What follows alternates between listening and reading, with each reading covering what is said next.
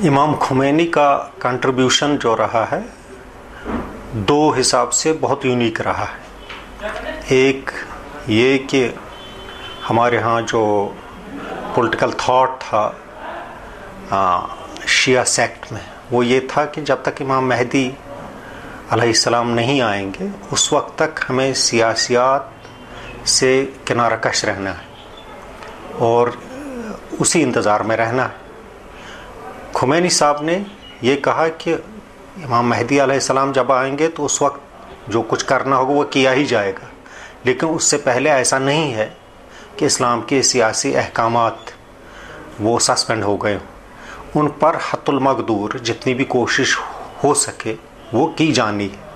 और उन्होंने एक तस्वुर दिया विलायत फ़क़ीह का, यानी इन एब्सेंस ऑफ एक गैर मौजूदगी में इमाम मेहदी के एक फ़क़ीह उनका वली रहता है और उसकी ज़िम्मेदारी ये है कि कम्युनिटी के मामलात इस्लाम के तनाजुर में संभाल ले। ये बहुत बड़ा कंसेप्ट इस लिहाज से था कि हमारे यहाँ सुन्नी पॉलिटिकल थॉट में ये था कि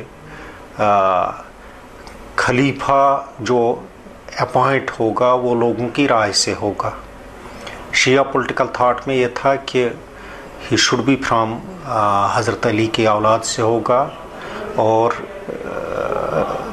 उन्हीं में से होगा। इमाम मेहदी के बाद ये दो अलग अलग तस्वुरात बन गए थे।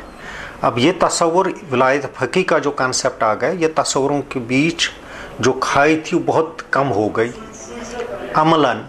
अमलन इस वक्त whether it is Shia political thought या सुन्नी पॉलिटिकल थाट, इनमें एक कदर मुश्तरक आ गई। वो ये कि इन एब्सेंस ऑफ इमाम जो फ़क़ीह होगा, जिसको ज़िम्मेदारी संभालनी है, मामला देखने होंगे इस्लामी रियासत के, वो लोगों के जानिब से कंसेंट से आ जाएगा। और यही चीज़ हमारे यहाँ सुन्नी तबके में भी थी और ये एक बहुत बड़ा ब्रिज बन गया और एक डायनेमिज़म उस रियासत में आ गया जो हज़ार साल से एक इस्तिबदादी आमरीत और मलूकियत के शिकंजे में थी, यानी ईरान। दूसरा जो कंट्रीब्यूशन इमाम खुमैनी का रहा, जब इस्तेमार मुस्लिम वर्ल्ड में आ गया, मुसलमान ममालिक में आ गया, नतीजा ये हुआ कि हर जगह दो रास्ते अपनाए लोगों ने। या तो वो कि बिल्कुल एक रिजेक्शनिस्ट अप्रोच अपनाया और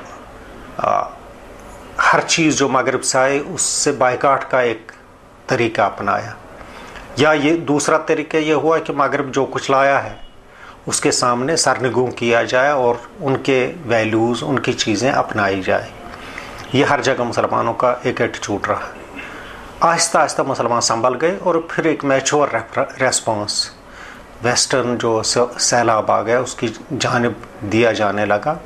और इसकी इब्तिदा जमालुद्दीन अफ़गानी, मोहम्मद अब्दूही, इन लोगों ने की और ये चीज़ फिर आगे बढ़ती गई और फिर पूरे आलम इस्लाम में इस्लामी तहरीकात की शक्ल में सामने आ गए, जिनमें मिस्र में इख्वानुल मुस्लिमीन, हिंदुस्तान पाकिस्तान में जमात इस्लामी, या इंडोनेशिया में एक माशूमी पार्टी हुआ करती थी। दुनिया के मुख्तलिफ इलाकों में कोशिश हुई कि मगरिब का जो जारियत थी उसको एक रेस्पॉन्स बेहतर अंदाज से दिया जाए।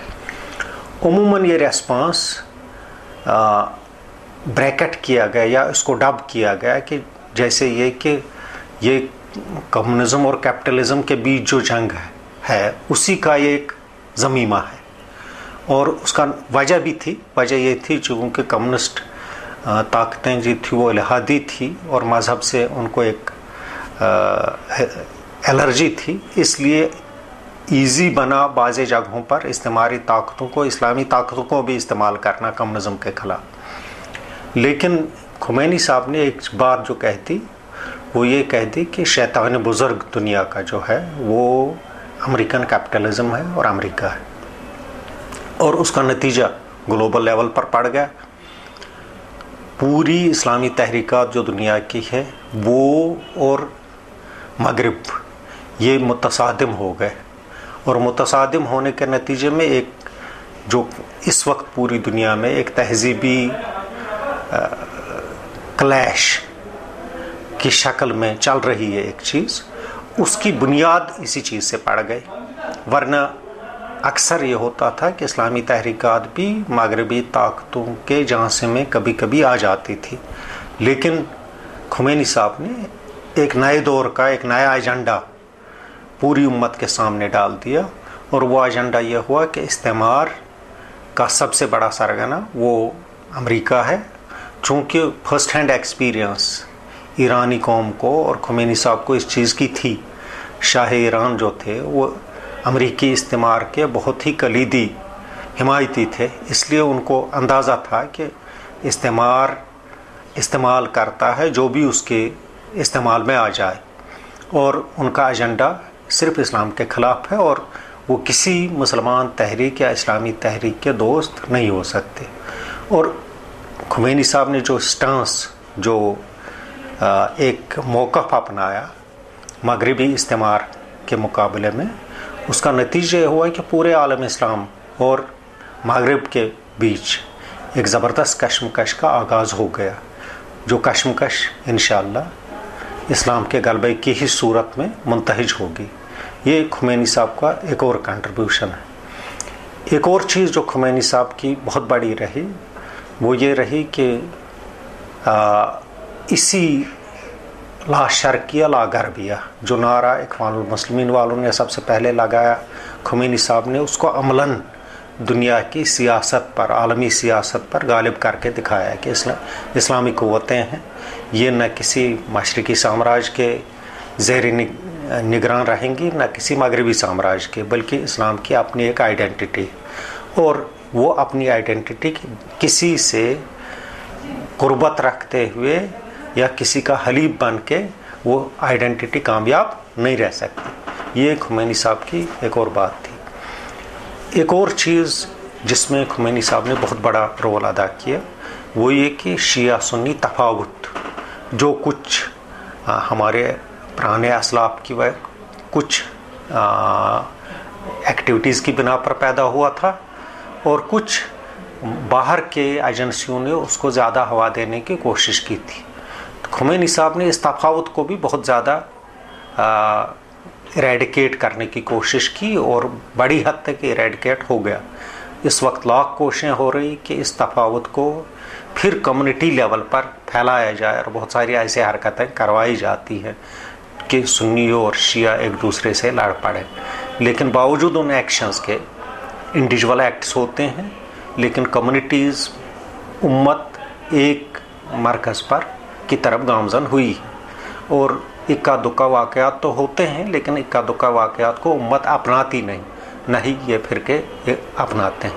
ये खुमैनी साहब की एक और बात रही। एक और चीज़ अक्सर हमारे यहाँ बहुत सारे इलाकों में ये डिस्कशन होता रहता था, इस्लाम जब नाफिज किया जाएगा आजकल तो कैसे होगा, ख़वातीन की रिप्रेजेंटेशन होगी, क्या नहीं होगा, वो नहीं होगा, शूरा क्या क्या अंदाज होगा। उन सब मामलात में उन्होंने एक मिसाल कायम कर दी, एक शूरा बना दी जिसमें ख़वातीन भी हिस्सा लेती हैं, मर्द भी हिस्सा लेते हैं। एक दुनिया को चलाने का शूराई निज़ाम एक कायम करके दे दिया जो बिल्कुल चल रहा है और लोगों के मशवरे से चलता है।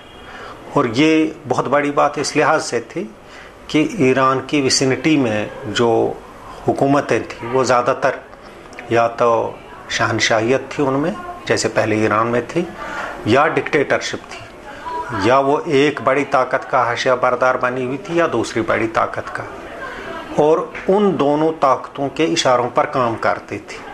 तो खुमैनी साहब ने एक अवाम के ख्वाहिशात इस्लामी हदूद में रहते हुए इस अंदाज का एक सियासी निज़ाम तश्कील दे के एक मिसाल कायम कर दी, और नतीजा ये हुआ कि वो जो आमिरियतें थी, वो जो शहनशाहियतें वो थी, वो भी ज़लज़ले में आ गई और मुस्लिम वर्ल्ड के लिए एक आइडियल जगह बन गई जिसकी तरफ सबकी निगाहें उड़ गई, और हर एक ने उसे कोशिश की अपनाने की, और आलमी इस्लाम में एक नई बेदारी पैदा हुई अपने सियासी अक़दार को, अपने पॉलिटिकल वैल्यूज़ को अमलन नाफिज करने की।